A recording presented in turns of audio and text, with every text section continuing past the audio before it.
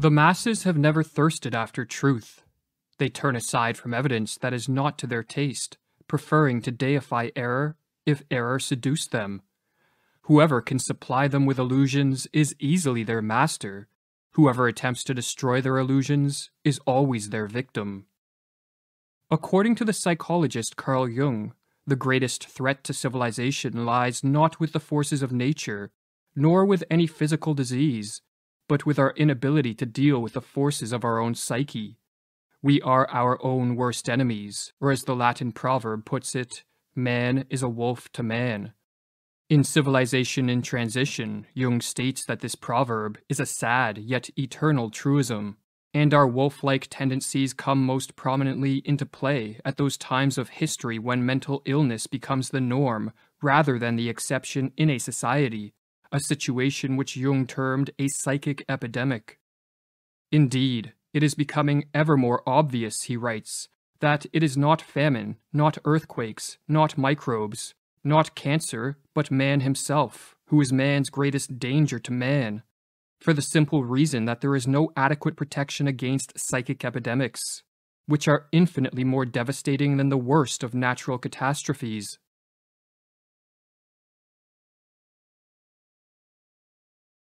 We are going to explore the most dangerous of all psychic epidemics, the mass psychosis.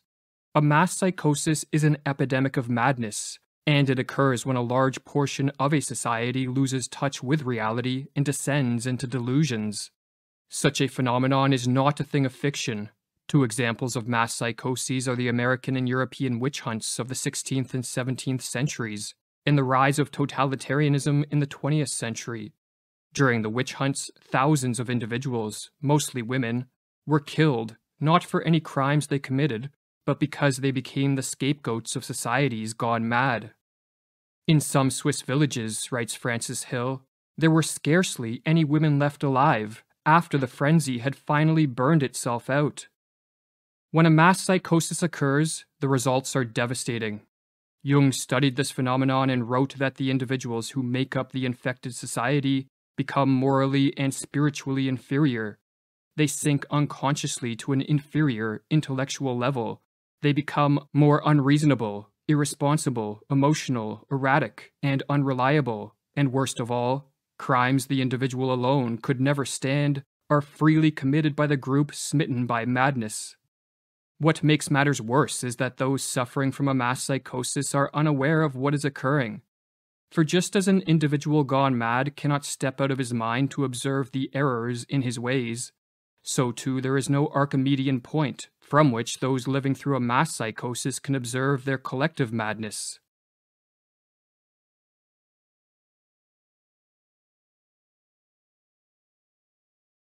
Causes a mass psychosis? To answer this question, we must first explore what drives an individual mad. While there are many potential triggers of madness, such as an excessive use of drugs or alcohol, brain injuries, and other illnesses, these physical causes will not concern us here. Our concern is with psychological, or what are called psychogenic triggers, as these are the most common culprits of the mass psychosis. The most prevalent psychogenic cause of a psychosis is a flood of negative emotions, such as fear or anxiety, that drives an individual into a state of panic. When in a state of panic, an individual will naturally seek relief, as it is too mentally and physically draining to subsist in this hyper-emotional state. While escaping from the state of panic can be accomplished through adaptive means, such as facing up to and defeating the fear-generating threat, another way to escape is to undergo a psychotic break. A psychotic break is not a descent into a state of greater disorder, as many believe, but a reordering of one's experiential world, which blends fact and fiction, or delusions and reality, in a way that helps end the feelings of panic. Silvano Arietti, one of the 20th century's foremost authorities on schizophrenia, explains the psychogenic steps that lead to madness. Firstly, there is the phase of panic, when the patient starts to perceive things in a different way, is frightened on account of it, appears confused, and does not know how to explain the strange things that are happening. The next step is what Arietti calls a phase of psychotic insight, whereby an individual succeeds in putting things together by devising a pathological way of seeing reality which allows him to explain his abnormal experiences. The phenomenon is called insight because the patient finally sees meaning and relations in his experiences. But the insight is psychotic because it is based on delusions, not on adaptive and life-promoting ways of relating to whatever threats precipitated the panic. The delusions, in other words, allow the panic-stricken individual to escape from the flood of negative emotions, but at the cost of losing touch with reality, and for this reason, Arrietty says that a psychotic break can be viewed as an abnormal way of dealing with an extreme state of anxiety.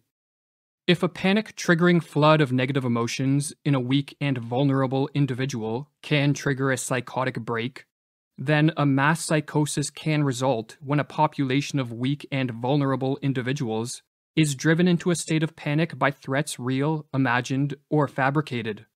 But as delusions can take many forms, and as madness can manifest in countless ways, the specific manner in which a mass psychosis unfolds will differ based on the historical and cultural context of the infected society.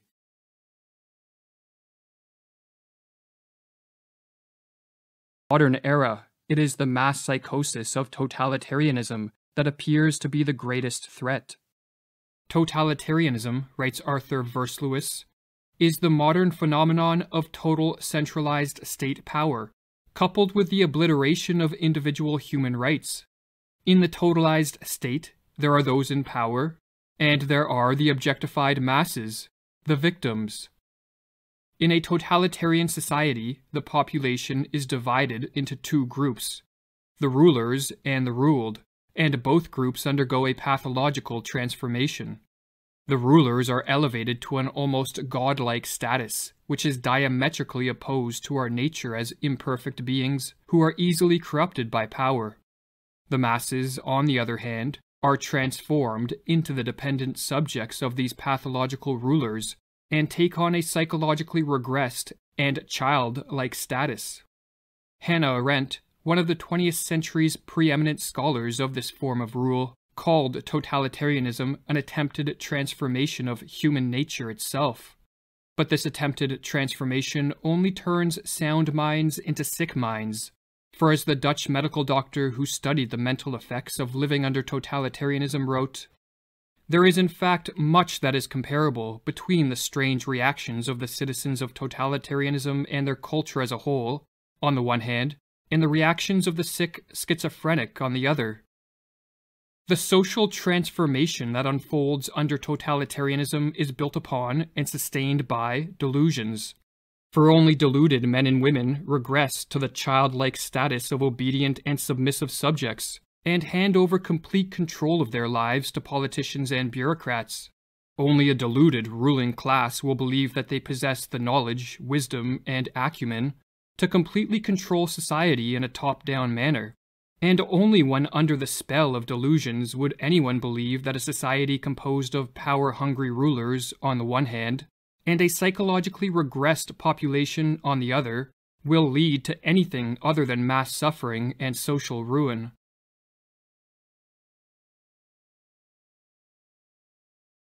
What triggers the psychosis of totalitarianism? As was explored in the previous video of this series, the mass psychosis of totalitarianism begins in a society's ruling class. The individuals that make up this class, be it politicians, bureaucrats, or crony capitalists, are very prone to delusions that augment their power, and no delusion is more attractive to the power-hungry than the delusion that they can and should control and dominate a society. When a ruling elite becomes possessed by a political ideology of this sort, be it communism, fascism, or technocracy, the next step is to induce a population into accepting their rule by infecting them with the mass psychosis of totalitarianism. This psychosis has been induced many times throughout history, and as Mirlu explains, it is simply a question of reorganizing and manipulating collective feelings in the proper way. The general method by which the members of a ruling elite can accomplish this end is called menticide, with the etymology of this word being a killing of the mind, and as Mirlu further explains, menticide is an old crime against the human mind and spirit, but systematized anew. It is an organized system of psychological intervention and judicial perversion through which a ruling class can imprint their own opportunistic thoughts upon the minds of those they plan to use and destroy. Priming a population for the crime of menticide begins with the sowing of fear. When an individual is flooded with negative emotions, such as fear or anxiety, he or she is very susceptible to a descent into the delusions of madness. Threats, real, imagined, or fabricated, can be used to sow fear, but a particularly effective technique is to use waves of terror. Under this technique, the sowing of fear is staggered with periods of calm, but each of these periods of calm is followed by the manufacturing of an even more intense spell of fear, and on the process goes. Or as Mr.ME writes, each wave of terrorizing creates its effects more easily after a breathing spell than the one that preceded it, because people are still disturbed by their previous experience. Morality becomes lower and lower, and the psychological effects of each new propaganda campaign become stronger. It reaches a public already softened up. While fear primes a population for menticide, the use of propaganda to spread misinformation and to promote confusion with respect to the source of the threats and the nature of the crisis helps to break down the minds of the masses. Government officials and their lackeys in the media can use contradictory reports, nonsensical information, and even blatant lies. As the more they confuse, the less capable will a population be to cope with the crisis and diminish their fear in a rational and adaptive manner. Confusion, in other words, heightens the susceptibility of a descent into the delusions of totalitarianism. Or as Mr.ME explains, logic can be met with logic, while illogic cannot. It confuses those who think straight. The big lie and monotonously repeated nonsense have more emotional appeal than logic and reason. While the people are still searching for a reasonable counter-argument to the first lie, the totalitarians can assault them with another. Never before in history have such effective means existed to manipulate a society into the psychosis of totalitarianism. Smartphones and social media, television and the internet, all in conjunction with algorithms that quickly censor the flow of unwanted information, allow those in power to easily assault the minds of the masses. What is more, the addictive nature of these technologies means that many people voluntarily subject themselves to the ruling elite's propaganda with a remarkable frequency. Modern technology, explains Mr.ME, teaches man to take for granted the world he is looking at. He takes no time to retreat and reflect. Technology lures him on, dropping him into its wheels and movements. No rest, no meditation, no reflection, no conversation. The senses are continually overloaded with stimuli. Man doesn't learn to question his world anymore. The screen offers him answers, ready-made. But there is a further step the would-be totalitarian rulers can take to increase the chance of a totalitarian psychosis, and this is to isolate the victims and to disrupt normal social interactions. When alone and lacking normal interactions with friends, family, and co-workers, an individual becomes far more susceptible to delusions for several reasons. Firstly, they lose contact with the corrective force of the positive example, for not everyone is tricked by the machinations of the ruling elite, and the individuals who see through the propaganda can help free others from the menticidal assault. If, however, isolation is enforced, the power of these positive examples greatly diminishes.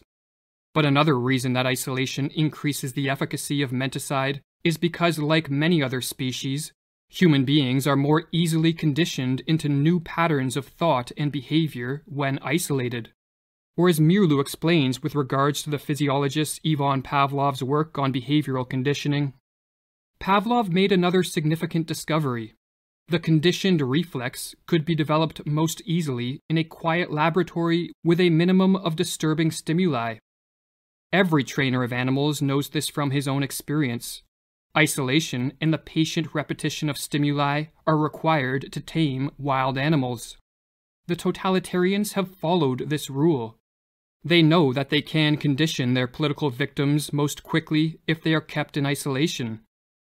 Alone, confused, and battered by waves of terror, a population under an attack of menticide descends into a hopeless and vulnerable state.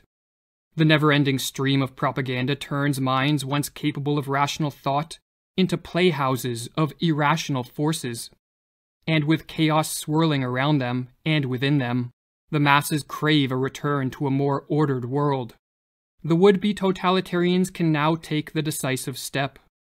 They can offer a way out and a return to order in a world that seems to be moving rapidly in the opposite direction. But all this comes at a price. The masses must give up their freedom and cede control of all aspects of life to the ruling elite. They must relinquish their capacity to be self-reliant individuals who are responsible for their own lives, and become submissive and obedient subjects. The masses, in other words, must descend into the delusions of the totalitarian psychosis. The totalitarian systems of the 20th century represent a kind of collective psychosis. Whether gradually or suddenly, reason and common human decency are no longer possible in such a system.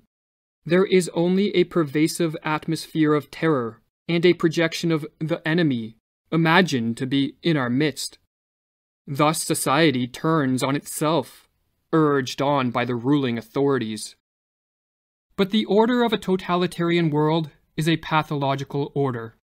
By enforcing a strict conformity and requiring a blind obedience from the citizenry, totalitarianism rids the world of the spontaneity that produces many of life's joys, and the creativity that drives society forward. The total control of this form of rule, no matter under what name it is branded, be it rule by scientists and doctors, politicians and bureaucrats, or a dictator, breeds stagnation, destruction, and death on a mass scale.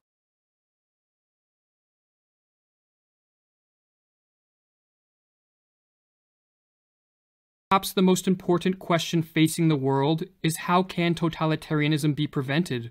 And if a society has been induced into the early stages of this mass psychosis, can the effects be reversed? While one can never be sure of the prognosis of a collective madness, there are steps that can be taken to help effectuate a cure. This task, however, necessitates many different approaches from many different people. For just as the menticidal attack is multi-pronged, so too must be the counterattack. According to Carl Jung, for those of us who wish to help return sanity to an insane world, the first step is to bring order to our own minds and to live in a way that provides inspiration for others to follow. It is not for nothing that our age cries out for the Redeemer personality, for the one who can emancipate himself from the grip of the collective psychosis and save at least his own soul, who lights a beacon of hope for others, proclaiming that here is at least one man who has succeeded in extricating himself from the fatal identity with the group psyche. But assuming one is living in a manner free of the grip of the psychosis, there are further steps that can be taken. Information that counters the propaganda should be spread as far and as wide as possible, for the truth is more powerful than the fiction and falsities peddled by the would-be totalitarian rulers, and so their success is in part contingent on their ability to censor the free flow of information. Another tactic is to use humor and ridicule to delegitimize the ruling elite, or as Mr.Mm.E explains, we must learn to treat the demagogue and aspirant dictators in our midst with the weapon of ridicule. The demagogue himself is almost incapable of humor of any sort, and if we treat him with humor, he will begin to collapse. A tactic recommended by Václav Havel, a political dissident under Soviet communist rule, who later became president of Czechoslovakia, is the construction of what are called parallel structures. A parallel structure is any form of organization, business, institution, technology, or creative pursuit that exists physically within a totalitarian society, yet morally outside of it. In communist Czechoslovakia, Havel noted that these parallel structures were more effective at combating totalitarianism than political action. Furthermore, when enough parallel structures are created, a second culture, or parallel society spontaneously forms and functions as an enclave of freedom and sanity within a totalitarian world, or as Havel explains in his book, The Power of the Powerless. What else are parallel structures than an area where a different life can be lived? A life that is in harmony with its own aims, and which in turn structures itself in harmony with those aims. What else are those initial attempts at social self-organization than the efforts of a certain part of society to rid itself of the self-sustaining aspects of totalitarianism, and thus, to extricate itself radically from its involvement in the totalitarian system? But above all else, what is required to prevent a full descent into the madness of totalitarianism is action by as many people as possible. For just as the ruling elite do not sit around passively, but instead take deliberate steps to increase their power, so too an active and concerted effort must be made to move the world back in the direction of freedom. This can be an immense challenge in a world falling prey to the delusions of totalitarianism, but as Thomas Paine noted, tyranny, like hell, is not easily conquered. Yet we have this consolation with us, that the harder the conflict, the more glorious the triumph.